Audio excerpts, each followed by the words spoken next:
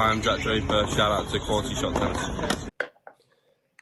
Hello and welcome back to the Wild West Tennis Podast, brought to you by QualityShot Tennis. And here we have a survivor of the Miami.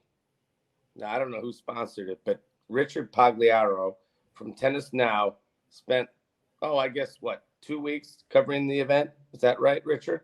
Yeah, I got there the Sunday night before. It was 2 weeks, and it was great. We had a great time.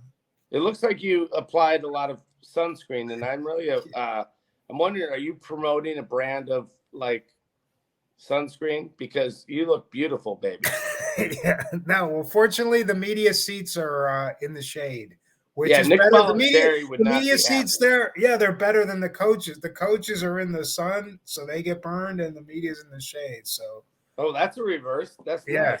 Yeah. But nice. I mean, what would Nick Bollettieri? I mean, come on, Richard. You covered the event when it was in Key Biscayne, and Nick was omnipresent. He would not be pleased with you not having his kind of tan. No, he would tell me you gotta work on the tan game. But I play doubles with a guy who works for the American Skin Cancer Society, so I'm super careful about that now. And I never was previously, but this dude brings the sunscreen every time we play, so I'm really, really careful about it. He brings his A game and the sunscreen. The thing I always, my only problem with the sunscreen was like, you lather yourself with the sunscreen, and then like how do you like keep your racket in your hand? Yeah, that's why Lendl always had the sawdust. The sawdust, yeah. So, the other thing is I played there and it's really, really bright. So I at the media tournament, I was the only one that didn't have a baseball hat. I wear sunglasses, but if you're it definitely drips all over your face. I mean, you got to be careful with it, but you need it. I mean, the sun is very high there. Yeah. And, it's tough to pick up the ball. I mean, it's tough. Well, so having played in the media tournament, then you can attest to the court speed. Because obviously in Indian Wells is notoriously slow. Would you say that like it was a legitimate normal hard court like the U.S. Open speed? I would say it's a little bit slower than the U.S. Open, but I thought it was a medium pace. And the big thing the players said that the bounce was lower than Indian Wells, so that's why I think you saw the flat hitters. Like Petra Kvitova won the title. Medvedev's, he's one of the flattest ball strikers on the tour. He won. Hatchinoff hits pretty flat. Sinner hits pretty flat. Kirstea had a great run, and she can play spin, but her main primary, that's the reason, and also it was just so humid. So they were able to hit through the court, I felt they rewarded the flatter hitters, at least on the singles side of it. And I think that bounce was a reason. It wasn't as high of a bounce. The players also said that it was faster than Indian Wells. And they were using the Dunlop ball, the ATP ball. A lot of players didn't like that ball in Australia. People like Tsitsipas kind of complain about it, but by and large, I didn't hear too many complaints. But the court is kind of scuffy, so the balls do fluff up. Part of that's the humidity, and part of that's just the ball itself. It does get bigger. So. Yeah. I mean, aside from all these technical aspects, which is kind of nice to have you on the podcast because you know what it's like from covering the Miami tournament when it was in Key Biscayne. In general, Richard, what were and I think this is your second or third year covering the event in the new venue. What are some of the significant differences you noticed between the two venues? Well, Key Biscayne, you can't really replicate that because it was just so beautiful. And the big thing is you're on the water there. So you get these incredible sunsets like a Turner painting where you're looking at the sky and the sun, and you'd see the orange sun like melting into the Biscayne Bay. I mean, it's just beautiful. It was one of the most beautiful places I've ever seen. It was like magical. Like you go there, you feel like you're in a different kind of world, like a different experience. So, you lose the magic. Obviously, you're never going to get that. And that stadium, it just felt a little more intimate. Here, it's a stadium within a football stadium. So, you're always a sense that you're something smaller in something bigger. Whereas there, it was like you're in this tennis bubble where it's just all about tennis. So definitely that experience, it's not as good. The stadium is not as good as far as viewing. The flip side is you're actually closer to the court in this new stadium because the really? Yeah, the Crandon Park, you were a little bit back. Okay.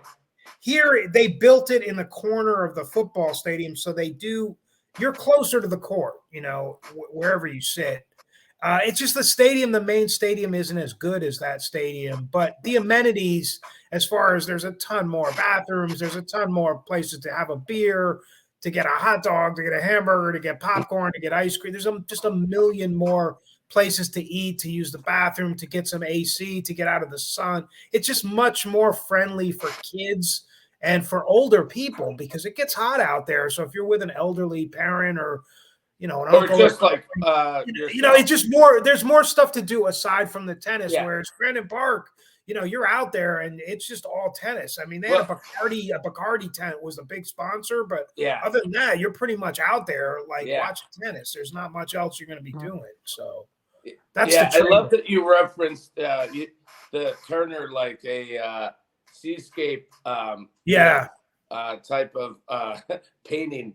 I mean, you were at Crandon Park a lot. I mean, it was just beautiful. It's just breathtaking. When people just go stand at the stadium, they watch the sunset. It's like a spectator sport, Yeah, I was like, wow, we have some intellectual, curiosity now. Not everybody knows that Turner was known for his,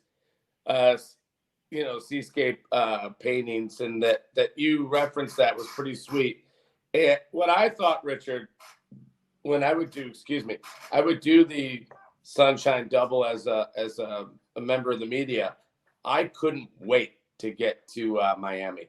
I mean, I love Indian Wells, but I was more pumped to go to Miami. I kid you not. And Indian Wells, I think you've been there a few times. I'm guessing, right? Yeah, I have not I think 3 years ago was the last time, not in the last couple of years. Yeah, and it's awesome. But it is. Something about Key Biscayne, I think it's twofold, Richard. I think the location being right, I would stay in Coconut Grove, which is a nice, cool, mellow community. You were just, I think that's why people loved it. You'd take a short car ride or the media transportation to the venue, but where you were staying was pretty awesome. Like you felt like you're on vacation, probably like Indian Wells, but you felt like when you cover Indian Wells, I feel like you never really escape it. Whereas in the old days at Key Biscayne, man, I mean, it was just so cool to be there, as you said, on site. And then you're getting dropped off in all the hot spots of Miami. I mean, it's just a blast. It was just fun. Yeah, it is. And also Miami, I would just say in comparison, it's a 24-hour city compared to Palm Springs, where you start eating dinner at 4:00 in the afternoon. And I love it there. I'm not knocking that at all. Yeah. It's more of an outdoors. You go play golf, you go ride your bike. Miami's a party city. I mean, you go to South Beach. The players like to be at the clubs. There's celebrities there. Jamie Foxx was at the tennis. Mike Tyson, Bon Jovi. I mean, it's more of a lot of model agencies. So it's like beautiful people, celebrities, right? So it's more of like there's a glitter. There's a glitter to it. They have Ultra Festival during the tournament, so there's musicians, DJs. So it's like a cultural event. So I think the players like that. But the site that's why it's great that they kept it in. It's in Miami Gardens. It's north of Miami, but that they kept it in the Miami area is great because the players like that. Okay, I like this, Richard. Speaking of Bon Jovi, it's like comparing. I would say that Miami is like back in the day, what the band Bon Jovi was to, Bon Jovi is Miami and Indian Wells is James Taylor or the Eagles. Yeah. You know what I mean? Yeah. The electricity of the Miami, again, we're not knocking either venue either. No, not at all. But that's why I couldn't wait to get to Miami, because after being in Indian Wells, you're so chilled, you're relaxed. you want a little pepper instead of salt. Yeah. And then when you would go to Key Biscayne, Nick Bollettieri, he would always grab you and say, "Hey, boy, come here." He'd have his booth, and he'd grab guys like you or guys like me and want to tell us what we needed to know. Yeah. It was very intimate. I don't know. It sounds like the new venue is probably less intimate. Yeah, well, the new venue is also a multi-purpose venue. So you're watching tennis in a football stadium while they're building the Formula One racetrack outside of the stadium, because they're having the Formula One race in May. So they're building these permanent stands. They're finishing the track. There's all these construction, and then they have sort of the sky trams going overhead. So there's a lot of stuff, a lot of movement. And, the cool thing is to get in and out of there. It's right off the Florida Turnpike. So it's easy access. There's a ton of parking, whereas Key Biscayne, there's one way in and one way out. Unless you got a helicopter, you're going over that one bridge. And if there's any sort of traffic, you remember the time Serena was staying on South Beach and there was so much traffic, she borrowed the bicycle and she biked across the causeway because she knew if she waited for the car, there was no way she's going to make it. So that was back. That was the downside. Traffic was a night because there's only one way off the Keys in and out. Was that back when Serena was wearing Puma? Yeah, and no, I think she was with Nike, but I'll never forget she did that because she knows the traffic and she's like, I'm not going to miss the match. So there's more of the amenities. There's more of everything. It's just not, you don't have the magic, the vibe, the buzz that Key Biscayne had, but nowhere really has that. Maybe you could say maybe Monte Carlo because of the, because you're right on the water there and the Riviera and all that. You could say, sure. There's really no other tournament that had that vibe. So it's a shame also that stadium is there. And I know the players practice there, but I don't know what they're going to use it for because the USTA is in Orlando. So it's not like the USTA is going to run some tournaments down there. They have their own facility in Orlando. So it's just a shame that they have that is a very, Richard. I should have went there and just, what does it look like? What are they doing? It's a big stadium. It's a legitimate stadium, Oh gosh. Yeah. Oh God. Richard, for me, I loved, what I also loved about Key Biscayne, similar to Indian Wells, the media seats were killer. Yeah, absolutely. Key Biscayne. Yep. They were amazing.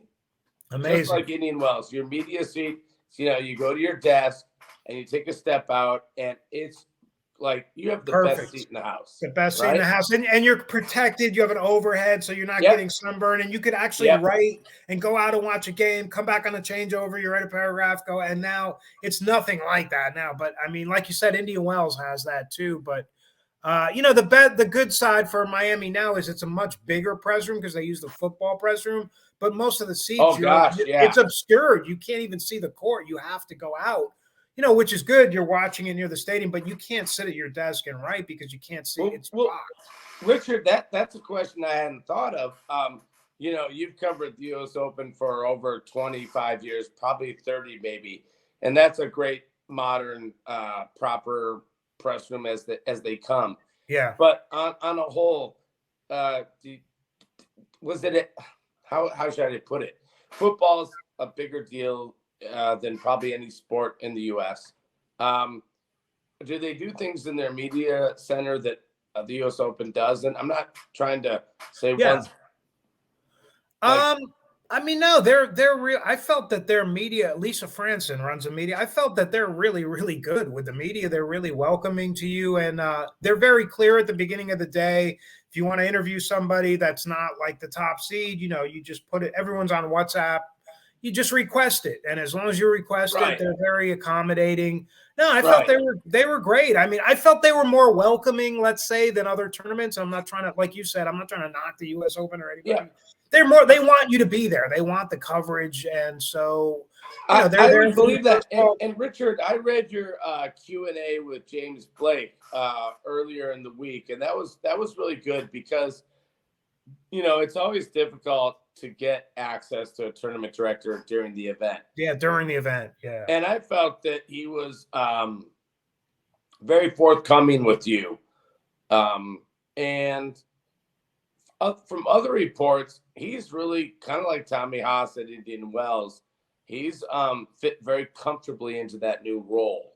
Would you agree? Yeah, absolutely. I think it helps that he was represented by IMG.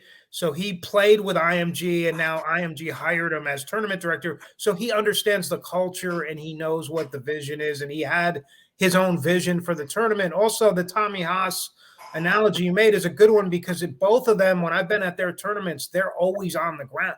Like the first person I saw, and I swear to God, I'm not exaggerating, when I walked in Monday morning was Blake. He was talking to a couple fans. He would do that. He would walk around the grounds and talk to the players. He was very visible. He was accessible. And as far as getting him, like I just emailed them the first day, and by the next day they set it up. And he was great. I mean, he was real cooperative. He has an energy about him, and he really wants to promote the tournament. And not to speak for him, but basically what he told me was he wanted to create an event because obviously you come there for world-class tennis, but he wanted it to be, you could come there for world-class food. If you love tequila, you come there for the best tequila. If you love beer, Stella Artois. So he wanted bring concerts. He wanted to make it an entertainment extravaganza package so that if you have kids, maybe they're not super into tennis, but there's other stuff to do. So that was the vision. And in that sense, they succeeded, Yes, it is such a wise move. It's like, when we had the Tennis Channel Open. Right, we called it Tennis Palooza. Right. We had Gail Monfils playing, it wasn't pickleball. It was ping pong, wasn't it? Something or something. It wasn't ping pong. It was paddle tennis. Paddle tennis. Paddle tennis was the pickleball of that era, Yeah. So we had Gael Monfils playing against the so-called Roger Federer of paddle tennis in his spandex. Yeah. And Monfils was like doing the old break dance, or not break dance. When guys would like put the cardboard down and do their little yeah. And he can do that. He's good at that. Yeah, and he won the tournament, Richard. Because they got paid. He lost kind of early in that round. Well, it wasn't round robin that year, sorry. But he's like, hey, if I can pick up a little cheddar, hanging around playing this goofy game, why not? And it was hilarious. And he beat the Roger Federer of paddle too, Maybe you can't beat the real Roger Federer. You beat the Roger Federer paddle, That's the best he was the top seed. It was close, but it was kind of a reality check for their sport. And we're not going to cover the whole pickleball thing with Roddick, Agassi, Chang, and McEnroe because we don't have time. Neither one of us was there. So can we get into what you observed tennis-wise this week or 2 weeks in Miami? Yeah, I give you the floor. Yeah, thank you. I think, we touched on it at the very top was that, Novak couldn't play because he's not vaccinated, and the governor of Florida and the senators, they really try to apply the pressure to get him in the back door. And that was, from what I was told, that wasn't ever close to happening. So, that was a bummer because he really wanted to play and everyone wanted to see him. Yeah. And I actually ran into a few fans who were Novak fans, and they're like, man, we bought the tickets hoping he would get in, but, we're here anyway. So that was a bummer. And then Iga pulled out, just because of the rib issue the first day. But, having said that, to see someone like Rybakina continue, she wins Indian Wells and she runs it all the way through to the Miami final, 13-match winning streak. And it was in position to win that opening set, and to see Kvitova pull it out was a huge win for Kvitova, especially because she has those breathing issues. She never does well in North America, at least in the United States. And I remember Petra Kvitova interviewing her during the U.S. Open. The conditions are so hard for her. She wasn't even going onto site from Manhattan to the U.S. Open to practice. She would just go in Central Park and walk around because the breathing was that bad for her. Wow. I don't want to. This was like a few years ago. I remember her saying that at the Open, like, on my off day, I don't even come here because it just. So, to get an idea of how hard it is for her in the humidity, that she was able to suck it up. And also the semi, she saved set points against Kirste in the semi, and then she saved a ton of set points against Rybakina. Richard, didn't it feel like 2009 all over again to see those two square off? Yeah. I love that. I mean, that was something we would have seen around that time period. Kirstea and Kvitova in the semi. And I love that feel, man. Yeah. I love that the game, the players are able to continue in their 30s. Yeah. And I love that. I mean, I did too. And Kirstea coming off the shoulder injury last year where she basically had to stop after the U.S. Open, and she was a little sketchy about, am I going to be able to come back to what I was? But when you see her up close, she is super fit. I mean, she is really, really fit. So she did the work during that layoff from the fall to come back.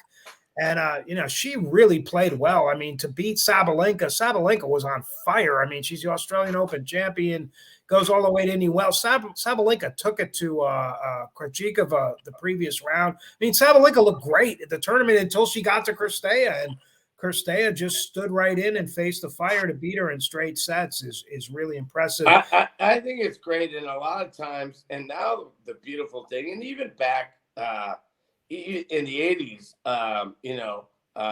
a player could, for example, the Australian, I'm forgetting her name, she had a child and then beat Chrissy in the 81 Wimbledon final. Yvonne Goolagong, yeah. Remind me again? Yvonne Goolagong. Thank you. Yeah. And big deal. It's a beautiful thing that you can, and we'll see Osaka come back after having a child. Yeah. It's like, hey, they could do it then. You can do it now. I'm not saying that Kirstea has a family or will, but I love the idea of someone like Kirstea, who you and I both love to watch. Yeah. Yeah. She's such a clean hitter of the ball. Yeah. And clean and a nice person. Yeah, and absolutely. Kvitova, I look, she'll be a threat at Wimbledon if she doesn't get hurt before then. Right. I like it. I like it and I love it. And, we hadn't mentioned the fact that Novak and Rafa, I mean, we kind of briefly touched on it. They're not there. But is it okay if we go a shift and talk about the men's side of the sure. Yeah. Yeah, I mean, for me, Alcaraz was the story going in because he was a defending champion, and also he was trying to complete the Sunshine Double, and he nearly did it. The other really cool thing about Alcaraz in Miami is when he played Fritz, there were more people for Alcaraz than Fritz was really popular there. Don't get me wrong; he had his fans. But there were definitely more. I mean, I was there. There was more Alcaraz. I mean, that shows you how insanely popular this kid is in Miami.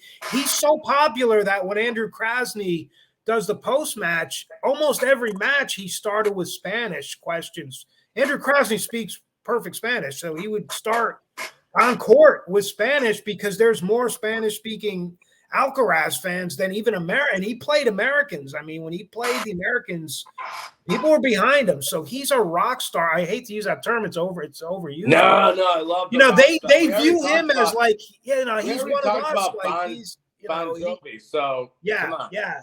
And to me, the amazing thing is if you look at his evolution, like you and I talked about this last time. I was there last year. He beat Tsitsipas, who was on grandstand last year. He beat Cilic, who was on grandstand last year. That kid will never play on grandstand in the United States ever again. I mean, he's such a stadium draw. Like people get so into him, and also his ability to play with the crowd. Like he'll put his hand to his ear and raise it. He knows when to engage and when to fire them up, and he knows when to use their energy to fire him up. And for a 19-year-old kid to have that awareness and that understanding how to play with the crowd and use the crowd. And remember, he's not American. He's from Spain and he's in America and they're going crazy for him. And part of that is he's not just a player, he's an entertainer. He knows the great shot.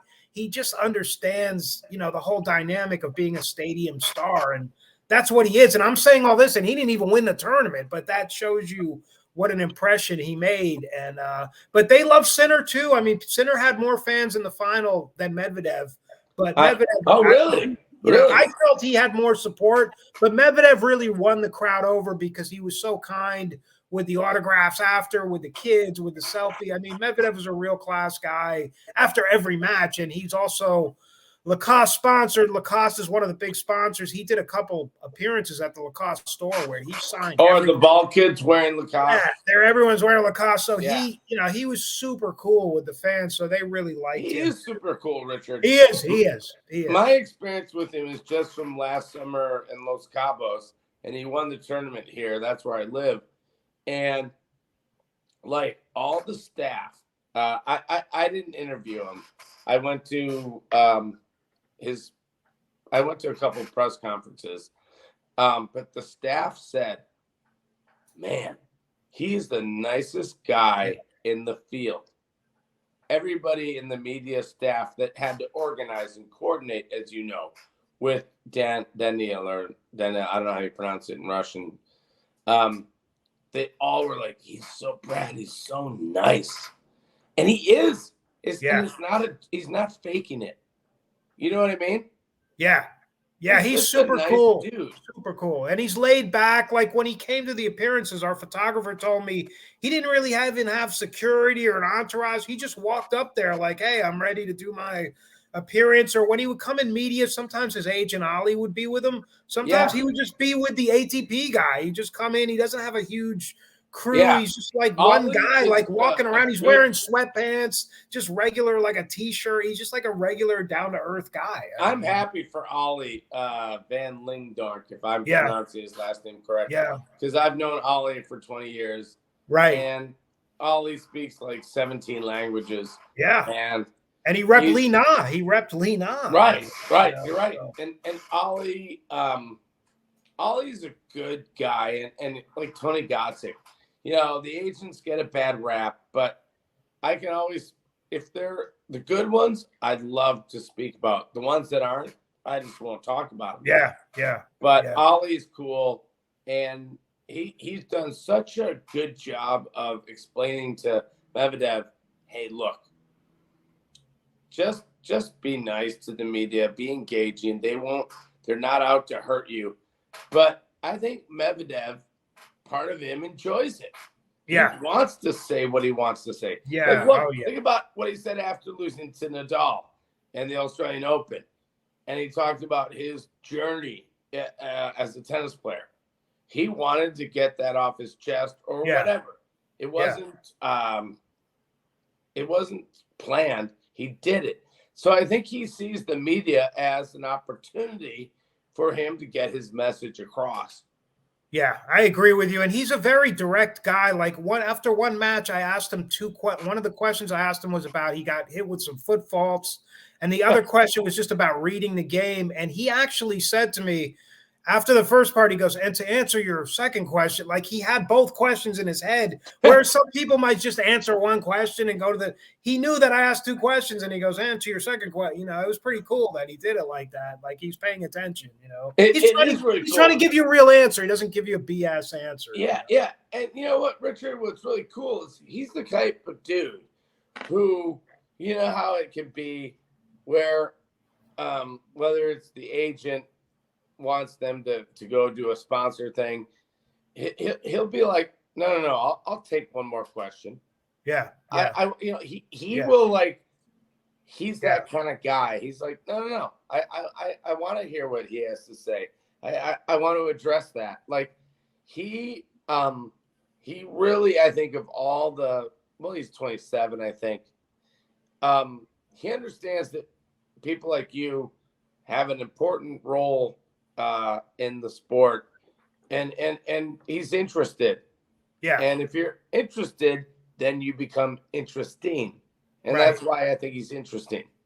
Yeah, and also that he keeps it real, you know, if he has an issue and, he'll say it. If he does, I mean, the other thing about him is if you think about, we talked earlier about the sun and the conditions, this dude never wears a hat, no sunglasses, no headband. He's so unprotected. He's just out there with a sweatband and a racket. And also before the match, because the stadium's so big, a lot of the players warm up, play soccer, football on that grass. He never comes out and warms up on the field.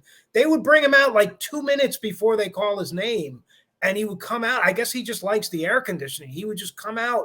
It's almost like I guess he's warming up in the locker room but he was never on the actual field. And most players warmed up like Sinner and Kvitova. They did like 20, 30-minute warm-ups on the field just to acclimate to the heat.